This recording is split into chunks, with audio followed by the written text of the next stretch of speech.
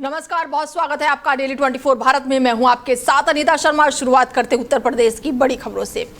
UP के वाराणसी में प्रधानमंत्री नरेंद्र मोदी के आगमन पर भव्य स्वागत किया गया है और इस अवसर पर उत्तर प्रदेश की राज्यपाल और मुख्यमंत्री योगी आदित्यनाथ मौके पर मौजूद रहे।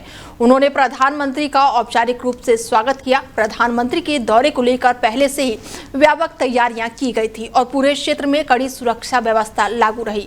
हेलीपैड परिसर को पूरी तरह से सजाया गया था और प्रशासनिक अधिकारियों की टीम व्यवस्थाओं की निगरानी करती नजर आई। प्रधानमंत्री के आगमन के दौरान सुरक्षा एजेंसियां पूरी तरह से सतर्क रहीं और हर गतिविधि पर नजर रखी गई और इस दौरान स्थानीय प्रशासन और पुलिस बल ने मिलकर कार्यक्रम को सुचारू रूप से संपन्न कराया। प्रधानमंत्री के स्वागत के साथ ही उनके दौरे से जुड़े अन्य कार्यक्रमों को लेकर भी तैयारियां पूरी कर ली गई थी। हापुड़ में गंगा एक्सप्रेसवे के उद्घाटन को लेकर तैयारियां तेज हो गई है। प्रधानमंत्री नरेंद्र मोदी 29 अप्रैल को इस महत्वाकांक्षी परियोजना का उद्घाटन करेंगे और ये एक्सप्रेसवे यूपी की सबसे बड़ी सड़क परियोजनाओं में से एक माना जा रहा है, जो प्रदेश के कई जिलों को तेज और बेहतर कनेक्टिविटी प्रदान करेगा। उद्घाटन कार्यक्रम को लेकर प्रशासन पूरी तरह से अलर्ट मोड पर है। बताया जा रहा है कि हापुड़ जनपद में यह एक्सप्रेसवे कई गांवों से होकर गुजरेगा और इस निर्माण और संचालन से क्षेत्र में विकास की नई संभावनाएं खुलेंगी। खासतौर पर परिवहन, व्यापार और साथ ही छोटे उद्योगों को बढ़ावा मिलने की उम्मीद जताई जा रही है। इससे स्थानीय युवाओं के लिए रोजगार के नए अवसर पैदा होंगे। उद्घाटन समारोह में मंत्री, सांसद और विधायक सहित कई जनप्रतिनिधियों के मौजूदगी रहने की संभावना है। प्रशासन द्वारा सुरक्षा, यातायात और कार्यक्रम स्थल की व्यवस्थाओं को अंतिम रूप दिया जा रहा है और ये एक्सप्रेसवे प्रदेश और अर्थव्यवस्था और औद्योगिक विकास को नई गति देने वाला माना जा रहा है। जी जुड़ चुके हैं संवाददाता हापुड़ से हमारे साथ, उनसे जानते हैं कि बड़ी परियोजना जो है वो यूपी को मिलने वाली है। ऐसे में 29 अप्रैल को ये दौरा है, किस तरीके से देख रहे हैं आप और साथ ही क्या कुछ तैयारियां हैं? जी देखिए अनीता जी, मैं आपको बता दूं, जनपद में जो है कल यानी 29 अप्रैल को जो प्रस्तावित गंगा एक्सप्रेसवे का जो भव्य उद्घाटन है, जिसका जो पीएम मोदी है, जो नरेंद्र मोदी है, वो इसका उद्घाटन करेंगे एक्सप्रेसवे का, जिसको लेकर जो है जो जिले के डीएम समेत आला अधिकारी हैं वो लगातार जो है स्थल का निरीक्षण कर रहे हैं और व्यवस्थाओं का जायजा ले रहे हैं। आपको बता दूं, जो कल जो है इसका उद्घाटन किया जाएगा गंगा एक्सप्रेसवे का और करीब सुबह 10 बजे से इस कार्यक्रम की शुरुआत होगी, जिसका सीधा लाइव प्रसारण दिखाया जाएगा। और कहीं ना कहीं इसमें जो आपको बता दूं, जो जिले के मंत्री हैं, सांसद हैं, विधायक समेत जो जनप्रतिनिधि इसमें शामिल होंगे, जिसको लेकर पूरी जो है तैयारियां की जा रही हैं। जी बिल्कुल, अगर तैयारियों की बात करूं नकवी जी, तो क्या कुछ तैयारियां हैं? पुलिस की कितनी बटालियन वहां पे मौके पर मौजूद है सुरक्षा व्यवस्था को लेकर?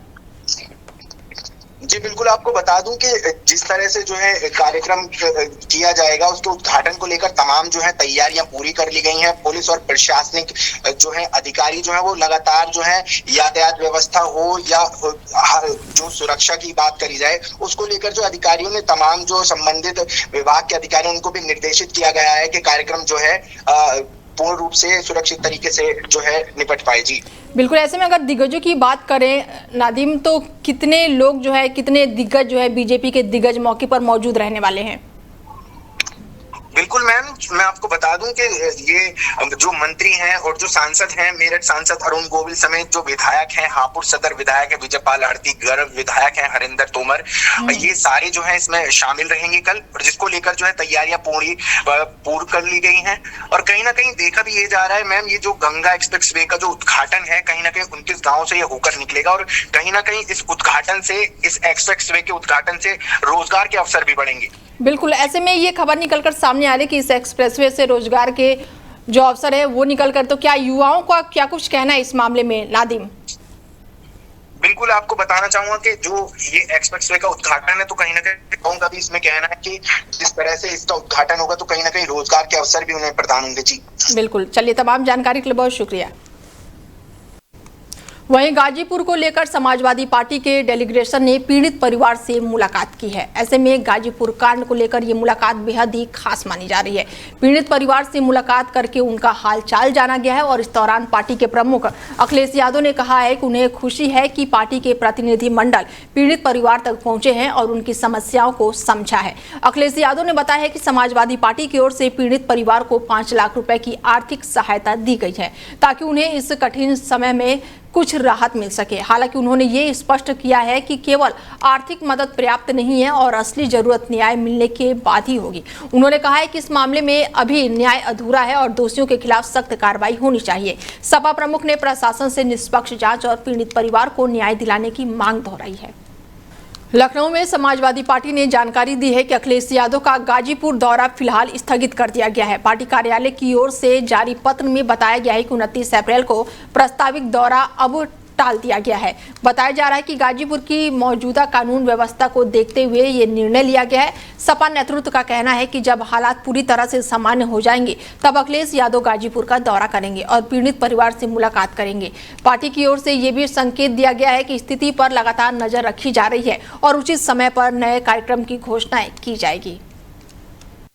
लखनऊ में आम आदमी पार्टी के नेता संजय सिंह ने अशोक मित्तल को लेकर भारतीय जनता पार्टी पर तीखा हमला बोला। उन्होंने आरोप लगाया कि लोगों को गन पॉइंट पर पार्टी में शामिल किया जाता है और उससे पहले उन पर दबाव बनाने के लिए भी छापेमारी जैसी कार्रवाई की जाती है। संजय सिंह ने कहा है कि बीजेपी एक अपहरण गैंग की तरह काम कर रही है और अन्य दलों के नेताओं को तोड़कर अपने साथ शामिल करती है। उनके इस बयान के बाद से सियासी माहौल और भी ज्यादा गर्म हो गया है। हालांकि इस मामले पर बीजेपी की ओर से फिलहाल कोई भी आधिकारिक प्रतिक्रिया सामने नहीं आई है, लेकिन बयान को लेकर राजनीतिक बहस तेज होने की संभावना है। 7 लोगों में एक लोग अशोक मित्तल जी है। अशोक मित्तल जी पे ईडी का छापा डलवाया था किसने? मोदी जी ने, अमित शाह जी ने। क्या कहा था बीजेपी ने? अरे महाभ्रष्ट है, बेईमान है, ये है, वो है। गन पॉइंट पे उनको अपनी पार्टी में शामिल करा लिया, बंदूक लगा के। 100% washing machine, washing powder Modi. ये वॉशिंग पाउडर मोदी का कमाल है। बड़े से बड़ा दाग धुल सकती है। ओसामा बिन लादेन मर चुका है, दाऊद इब्राहिम बाकी है, इसलिए दाऊद इब्राहिम का ही खाली आना बीजेपी में बाकी रह गया है। ओसामा बिन लादेन जिंदा होता तो उसको भी शामिल करा लेते। कल वित्त मंत्री ने कहा कि हमारे यहाँ कोई भी आ सकता है, तो अब दाऊद का खाली आना बाकी रह गया बीजेपी। भाजपा के जिला अध्यक्ष आपने अशोक मित्तल का नाम लिया। आम आदमी पार्टी ने क्या की थी कि उनको सांसद बनाया था? उनका क्या संघर्ष था लड्डू बेचने के अलावा? क्योंकि वो मार्क्सवादी लेनिनवादी विचारधारा से प्रभावित थे, गांधी जी और अंबेडकर जी के रास्तों पर चल रहे थे। साथ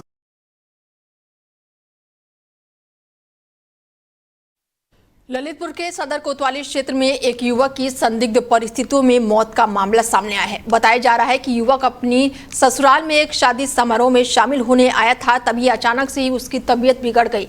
परिजनों के अनुसार जहर खाने की आशंका जताई जा रही है, जिसके बाद से उसकी मौत हो गई है और घटना के बाद से परिवार में कोहराम मचा हुआ है। मृतक की पत्नी शव से लिपटकर फूट कर रोती रही, वहीं परिजनों का रो कर बुरा हाल है। सूचना मिलते ही पुलिस मौके पर पहुंची और शव को कब्जे में लेकर पोस्टमार्टम के लिए भेज दिया है। पुलिस का कहना है कि मामले की जांच की जा रही है और पोस्टमार्टम रिपोर्ट आने के बाद ही मौत के सही कारणों का पता चल सकेगा। फिलहाल सभी पहलुओं को ध्यान में रखते हुए आगे की कार्रवाई की जा रही है। पीलीभीत के थाना पूरनपुर क्षेत्र स्थित श्री जी पैलेस में आयोजित एक शादी समारोह के दौरान उस समय हंगामा खड़ा हो गया जब लड़का पक्ष एक युवा शराब के नशे में उत्पात मचाने लगा। बताया जा रहा है कि गाली गलौज के बाद से विवाद इतना बढ़ गया कि दोनों पक्षों में जमकर मारपीट हुई और जान से मारने की धमकी भी दी गई। मामला यही शांत नहीं हुआ, बल्कि अगली सुबह आरोप है कि दबंग युवक अपने साथियों के साथ लड़की पक्ष के घर पहुंचा और वहां पर हमला कर दिया। पीड़ितों के अनुसार हमलावरों ने एक युवक की गर्दन दबाकर उसकी हत्या करने का प्रयास किया, जबकि बचाव में आए परिजनों को भी बेरहमी से पीटा गया है। लोहे की रॉड से किए गए हमले में लड़की पक्ष का जीजा गंभीर रूप से घायल हो गया है और वहीं एक अन्य युवक के चेहरे पर भी गंभीर चोटें आई हैं। घटना के बाद से घायलों में दहशत का माहौल बना हुआ है। पीड़ितों का आरोप है कि थाना पूरनपुर पुलिस ने उनकी शिकायत पर कोई भी ठोस कार्रवाई नहीं की है और न ही मेडिकल परीक्षण करवाया है। न्याय की उम्मीद में घायल क्षेत्राधिकारी पूरनपुर के पास पहुंचे और आरोपियों के खिलाफ सख्त कार्रवाई की मांग की। फिलहाल मामले में जांच की उम्मीद जताई जा रही है। मामला ये हुआ था कि आपस में बातचीत हुई थी और उसमें वहाँ के व्यक्ति आए लड़की वाले की तरफ से, उन लोगों ने हाथापाई चालू की और हम मौजूदा हालत में बचाने अपने भाई को पहुँचे तो हमारे ऊपर भी उन लोगों ने मतलब डंडे का प्रयास किया, मारा। तो हमारे भी राड से मारा, डंडे और राड से मारा है, हमारे भी चोटें आई है। हमारी कोई सुनवाई नहीं हुई है। हम पहुँचे थे तहरीर देने के लिए, वहाँ पे हमारी सुनवाई नहीं हुई। वहाँ पे हमारे 2 व्यक्ति को पकड़ लिया, बैठा लिया। यूपी के अमेठी में सैकड़ों ग्राम प्रधानों ने एकजुट होकर जिलाधिकारी से मुलाकात की और प्रधानमंत्री नरेंद्र मोदी के नाम ज्ञापन सौंपा। ज्ञापन में ग्राम प्रधानों ने बताया कि उनका कार्यकाल आगामी 26 मई को समाप्त हो रहा है और ऐसे में समय से पंचायत चुनाव कराए जाने की मांग की गई है। प्रधानों ने यह भी कहा है कि यदि निर्धारित समय पर चुनाव कराना संभव नहीं है तो प्रशासन नियुक्ति करने के बजाय उनके कार्यकाल को आगे बढ़ाया जाए ताकि ग्राम पंचायतों का कार्य प्रभावित न हो। उन्होंने प्रशासन से इस मुद्दे पर जल्द निर्णय लेने की अपील की है और इस दौरान जिले भर से आए सैकड़ों ग्राम प्रधानों ने अपनी बात रखते हुए डीएम के साथ सदर विधायक को भी ज्ञापन सौंपा और अपनी मांगों पर सकारात्मक कार्रवाई की उम्मीद जताई। जी, आज आप लोग डीएम कार्यालय आए थे, ज्ञापन देते, किस तरीके से ज्ञापन थी, क्या मांगे आप लोगों की? हम लोगों की मांगे 26 मई को हम लोगों का कार्यकाल खत्म हो रहा है। उसी में माननीय मुख्यमंत्री जी को संबोधित माननीय जिलाधिकारी महोदय के द्वारा हम लोग ज्ञापन दिए हैं। तो जिलाधिकारी महोदय ने हम लोगों को आश्वस्त किया है कि हम अपने माध्यम से माननीय मुख्यमंत्री जी को आप लोगों का ज्ञापन भेज देंगे। मांगे क्या थी आप लोगों की? मांगे हम लोगों की ये है कि 26 मई को जब कार्यकाल खत्म हो रहा है या तो चुनाव करा दें, यदि चुनाव नहीं हो रहा है तो हम लोगों का कार्यकाल बढ़ा दें। क्या चाहते हैं आप लोग जी? आगे क्या चाहते हैं? अगर मांगे नहीं पूरी होती हो तो आप लोग क्या करेंगे? मांगे नहीं पूरी होती हैं तो हम लोग, पहली बात तो हम लोगों को विश्वास है कि मांगे पूरी हो जाएंगी। माननीय उत्तर प्रदेश के मुख्यमंत्री योगी आदित्यनाथ जी हैं, उनसे पूरा आशा इन्हें विश्वास है कि हम लोगों का कार्यकाल बढ़ाएगा। हम लोग ये चाहते हैं, सर्वप्रथम तो ये चाहते हैं कि चुनाव समय से कराया जाए। सभी प्रधान ये चाहते हैं समय से चुनाव हो। यदि समय से चुनाव नहीं होता है तो कम से कम प्रशासक नियुक्त न करके प्रधानों का कार्यकाल बढ़ाया जाए। जैसे भी और भी राज्यों में इस तरह के प्रावधान किए गए, जैसे राजस्थान हो गया, उस तरह तर्ज पर यहाँ भी प्रधानों को कार्यकाल बढ़ा दिया जाए, जिससे विकास भी सुगमता से होता रहेगा और ग्राम सभा के अंदर जितने भी कार्य हैं वो सुचारू रूप से चलते रहेंगे। क्या आश्वासन मिला आप लोगों को? हम लोगों को डीएम साहब ने कहा कि मैं आपकी मांगों को जो है मैं मुख्यमंत्री को भेजूंगा यहाँ से और आपकी बात मैं मुख्यमंत्री जी के यहाँ रखूँगा और मेरे स्तर से जो भी संभव होगा मैं आप लोगों की मदद में खड़ा रहूँगा। और जितनी कार्य योजनाओं की बात भी उन्होंने कहा कि मैं जो कार्य योजनाएं आप लोग चाहोगे वही अभी फीड होगी और उसी पे काम भी होगा। उन्होंने कहा मैं अपनी तरफ से एक समिति भी बना दूंगा जो समिति के माध्यम से भी कार्य होते रहें। यदि ऐसा नहीं हुआ तो वैसे तो आप लोगों की बात रखी जाएगी और ये संभव है कि यही होगा जो आप लोग मांग रहे हैं। हम लोगों को पूर्ण विश्वास भी है कि मुख्यमंत्री जी हम लोगों की बात को मानेंगे और हम लोगों का कार्यकाल बढ़ाएंगे। बहराइच के थाना दरगाह क्षेत्र में एक दर्दनाक घटना सामने आई है, जहां जहरीले सांप के काटने से पति पत्नी की मौत हो गई। बताया जा रहा है कि मोतीपुर क्षेत्र के गांव के निवासी दंपति थे और रात में खाना खाने के बाद से सो रहे थे और तभी घर में घुसे सांप ने दोनों को काट लिया। अचानक हुई इस घटना से घर में चीख पुकार मच गई और आसपास के ग्रामीण मौके पर पहुंचे। परिजनों और ग्रामीणों की मदद से दोनों को तुरंत इलाज के लिए बहराइच मेडिकल कॉलेज में भर्ती कराया गया, जहाँ डॉक्टरों ने उन्हें बचाने की पूरी कोशिश की, लेकिन इलाज के दौरान दोनों ने दम तोड़ दिया। और इस घटना के बाद से परिवार में कोहराम मचा हुआ है और गांव में शोक का माहौल है। सूचना मिलने पर पुलिस मौके पर पहुंची है और दोनों के शव को कब्जे में लेकर पोस्टमार्टम के लिए भेज दिया है। फिलहाल पुलिस मामले की जांच कर रही है और आगे की कार्रवाई जारी है।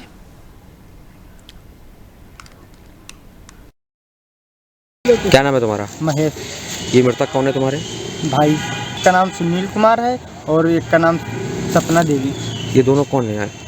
पत्नी। पति पत्नी। क्या हुआ था, कैसे मौत हुई है? रात में अचानक से सांप ने काटा, दोनों को काट लिया और दोनों सो गए थे। फिर उनकी नींद जब अचानक से ज़्यादा जहर हुआ तो उनको अचानक से उलझन हुई और वो जगे और मेरे को बोले तो कहे भाई मेरे को कुछ एहसास हो रहा है, मेरे को कुछ काट लिया है। तो मैं फ़ौरन जिला अस्पताल लेकर भागा और यहाँ पर लेकर आने के बाद उपरांत दवा हुई, उसके उपरांत थोड़ी देर के बाद में मृत्यु हुई। दोनों लोगों की। ये घटना कहाँ हुई है? ये घटना हुई है कल्पी पारा कॉलोनी के पास विमल भट्टा के। कब से रहते थे? 1 महीना हो गया है। रहने वाले कहाँ के हैं? ये रहने वाले पड़रिया गांव के हैं। थाना मोतीपुर। और ये हादसा किस हुआ है? ये बक्सीपुरा बहराइच में हुआ है। थाना कौन सा लगेगा? बक्सीपुरा मोतीपुर दरगाह। जालौन में बुंदेलखंड एक्सप्रेसवे पर एक बड़ा सड़क हादसा हो गया, जहां पर महोबा से दिल्ली जा रही डबल डेकर बस को पीछे से बालू से ओवरलोड डंपर ने जोरदार टक्कर मार दी। यह दुर्घटना कोतवाली क्षेत्र के अंतर्गत एक्सप्रेसवे के किलोमीटर संख्या 229 पर हुई है। टक्कर लगते ही बस में सवार यात्रियों के बीच अफरा तफरी मच गई और कई लोग मौके पर घायल भी हो गए। हादसे में बस में सवार करीब आधा दर्जन यात्री गंभीर रूप से घायल बताए जा रहे हैं। घटना के बाद से मौके पर राहत कार्य शुरू किया गया और एम्बुलेंस की मदद से सभी घायलों को तत्काल अस्पताल पहुंचाया गया, जहां उनका इलाज जारी है। सूचना मिलते ही पुलिस मौके पर पहुंची और दुर्घटनाग्रस्त वाहन को हटवाकर यातायात सुचारू कराया। पुलिस मामले की जाँच में जुटी हुई है और हादसे के कारणों का पता लगाया जा रहा है। बहराइच में अवैध जुए के कारोबार को लेकर गंभीर सवाल खड़े हो रहे हैं, जहां पर दरगाह क्षेत्र के इलाके में खुलेआम जुआरियों की फड़ सजने की बात जो है वो निकलकर सामने आई है। बताया जा रहा है कि लाखों रुपए का लेन देन होता है यहां पर और धंधा बेखौफ तरीके से चल रहा है। सोशल मीडिया पर वायरल वीडियो में जुए का ये खेल साफ नजर आ रहा है, जिससे पूरे मामले ने अब तूल पकड़ लिया है। स्थानीय लोगों का आरोप है कि ये अवैध कारोबार पुलिस की जानकारी के बिना संभव नहीं है और मंथली सेटिंग के दम पर जुआ माफियों का नेटवर्क मजबूत होता जा रहा है। इसके साथ ही कॉलोनी के आसपास इस तरह की गतिविधियों के सक्रिय होने की बात भी सामने आई है। कई बार शिकायत करने के बावजूद भी अब तक कोई भी ठोस कार्रवाई नहीं हुई है। लोगों में अब नाराजगी लगातार बढ़ती ही जारी है। इलाके के लोगों ने प्रशासन से सख्त कदम उठाने की मांग की है ताकि इस अवैध गतिविधि को रोका जा सके और क्षेत्र में कानून व्यवस्था कायम रहे। फिलहाल इस मामले ने पुलिस की कार्यशैली और निगरानी व्यवस्था पर सवाल खड़े कर दिए हैं। अलीगढ़ के प्राचीन बालाजी मंदिर को लेकर विवाद गहराता गया है। बता दें कि भारतीय राष्ट्रीय राजमार्ग प्राधिकरण ने मंदिर को अवैध कब्जा बताते हुए हटाने का वो नोटिस जारी किया है, जबकि मंदिर समिति ने इस कार्रवाई को विरोध किया है। समिति का आरोप है कि प्राधिकरण अपने ही पुराने आदेश और सुप्रीम कोर्ट की गाइडलाइन की अनदेखी कर रहा है। फिलहाल ये मामला जिला न्यायालय अलीगढ़ में विचाराधीन है और मंदिर समिति का कहना है कि ये मंदिर साल 2008 से पहले से स्थापित है और क्षेत्र के लोगों की आस्था का प्रमुख केंद्र है। समिति के अनुसार भूमि अधिग्रहण के दौरान जारी सेक्शन 3G अवार्ड में खुद NHAI ने माना है कि मंदिर का केवल आंशिक हिस्सा ही अधिग्रहण में आता है और इसका समाधान आपसी सहमति से किया जाना था। साथ ही सुप्रीम कोर्ट के यूनियन ऑफ इंडियन बनाम स्टेट ऑफ गुजरात मामले का हवाला देते हुए समिति ने कहा कि 2009 से पहले के धार्मिक ढांचों को इस तरह नहीं हटाया जा सकता है। समिति ने यह भी स्पष्ट किया है कि विकास के विरोध में नहीं है, लेकिन मंदिर को तोड़ना समाधान नहीं है। उनका कहना है कि पिलर बेस फ्लाईओवर जैसे विकल्प मौजूद हैं, जिससे बिना मंदिर हटाए सड़क निर्माण किया जा सकता है। इस मामले को लेकर समिति ने जिलाधिकारी के माध्यम से मुख्यमंत्री को ज्ञापन सौंपा है। मैनपुरी क्षेत्र में नवीन गल्ला मंडी में एक गोदाम में अचानक से ही आग लगने से इलाके में अफरा तफरी मच गई। बताया जा रहा है कि आग लगने से गोदाम में रखा लाखों रुपए का बारदाना जो है वो जलकर खाक हो गया है। घटना के बाद से आसपास के लोगों ने तुरंत ही इसकी सूचना दमकल विभाग को दी। सूचना मिलते ही फायर ब्रिगेड की टीम मौके पर पहुंची और कड़ी मशक्कत के बाद आग पर काबू पाया। शुरुआती जांच में आग लगने की वजह शॉर्ट सर्किट बताई जा रही है। हालांकि पुलिस और संबंधित विभाग पूरे मामले की जांच में जुटे हुए हैं। घटना के दौरान किसी के हताहत होने की सूचना नहीं है, लेकिन आग से भारी आर्थिक नुकसान हुआ है। प्रशासन द्वारा नुकसान का आकलन किया जा रहा है और आगे की कार्रवाई की जा रही है। फिलहाल खबरों में मेरे साथ इतना ही। दीजिए इजाजत। नमस्कार।